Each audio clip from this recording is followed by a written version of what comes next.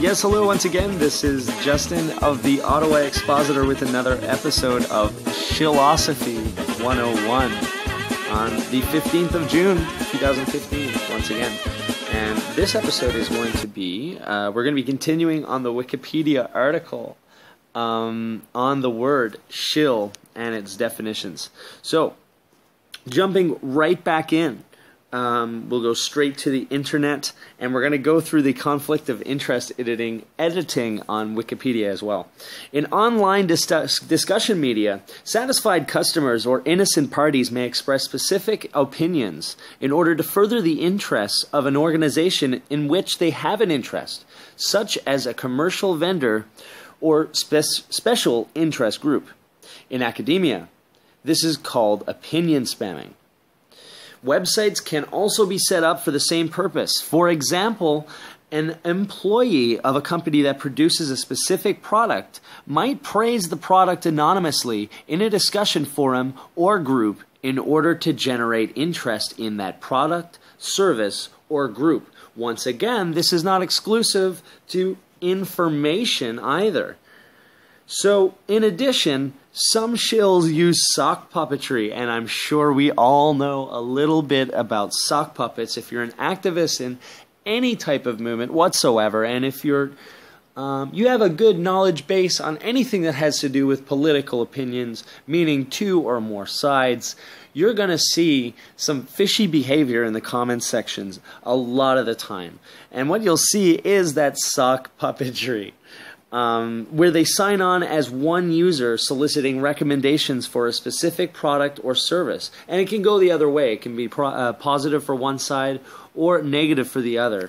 Maybe there is a more specific term for that. Maybe you guys could help me out on it. Then they sign on as a different user, pretending to be a satisfied customer of a specific company's. And in some Once again, in some jurisdictions and circumstances, this type of activity may be illegal. In addition, reputable organizations may prohibit their employees and other interested parties, such as contractors, agents, etc., from participating in public forums or discussion groups in which a conflict of interest might arise, or will at least insist that their employees and agents refrain from participating in any way that might create a conflict of interest. Kind of like when Evan Solomon gets paid lucrative, absorptive amounts of money by CBC News to be doing power and politics, but then he's selling art on the side. Just saying.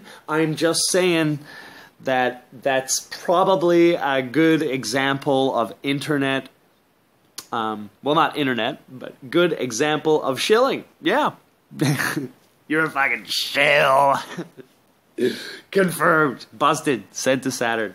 Let's get a little bit further into conflict of interest before I let you go on this, because this is the biggest part about it. I mean, we got to start realizing that shilling, real shilling, it usually happens from someone that is investing time, which is usually paid for or compensated by money or wages or something like that, right? So someone who's paying these things, they want a payoff.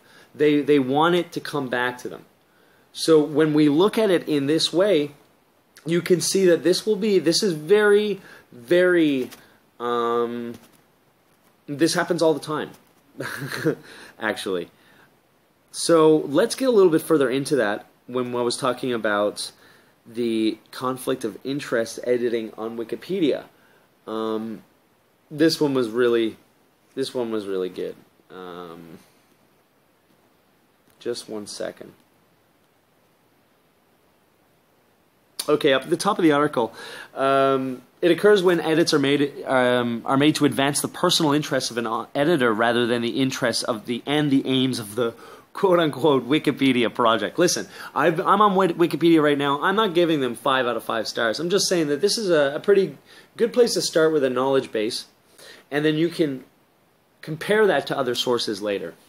I'm not saying that this is the be-all and the end-all. You should never look at Wikipedia in that way. They're kind of making it seem like that's what their interests and aims are. I'm not going to comment on that. But they're trying to say that, you know, aims of the truth. paid editing or promotional purposes, advocacy editing, all that kind of stuff. They're trying to maintain a neutral point of view, and then people try and go in and make themselves look better.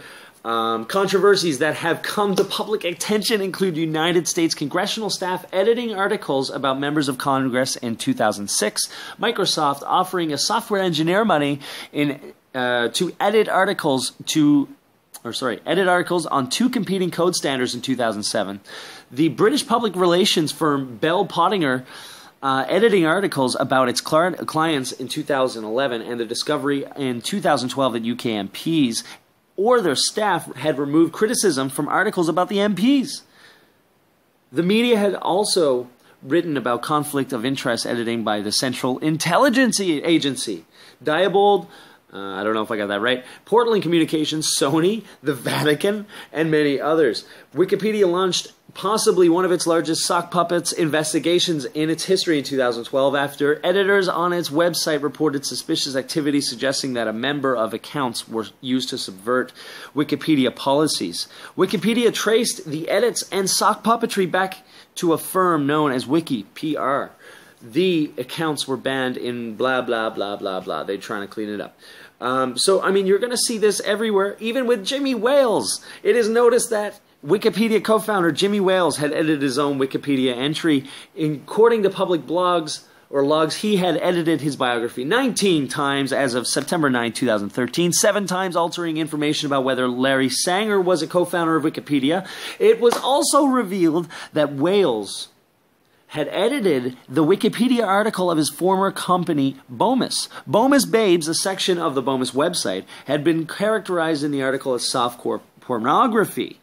But Wales revised this to adult content section. And deleted mentions of pornography. He said he was fixing an error and didn't agree with Bomis Babes with calling it soft porn. Wales conceded that he had made the changes and maintained they were technical corrections. And, I mean, you can go on to the United States staffers down below. It is everywhere. This is how it works. This is the real aim of the shills. It's not just to disrupt people. It's to get them going, to get them thinking in your way. And if you want to see updates of that, therethere's actually a few things on Twitter. And you can follow me on Twitter, by the way. I have it at Aerobat Bryant Justin 391, Bryant Justin 391, and Aerobat Ottawa the Expositor. But you can also go on, just one second, let me pull it up. There's Wikipedia edits, things like the Government of Canada, the Congress of America. There's a whole bunch of different other ones as well, like the Pentagon, the UK ones, the British Parliament. There's the Aussie ones. There's a whole load of them. Monsanto as well. NATO. So like, there's a whole bunch of different things you can subscribe to, and they'll give you. They'll send out tweets whenever anybody within those IP addresses make any changes on Wikipedia. There's a whole bunch of different ways that these guys are paid to go in there and to make themselves look better, make somebody else look worse. And to try and push an idea that has absolutely no basis, background, or any plausible definition to it. So yeah, that is the internet portion of shilling for now. I'm sure we'll get back to it, as it is pretty pertinent to what we do. So thank you very much for listening. Once again, this has been the Ottawa Expositor. Please subscribe if you'd like, and you can listen furthermore about how to bust these sellouts.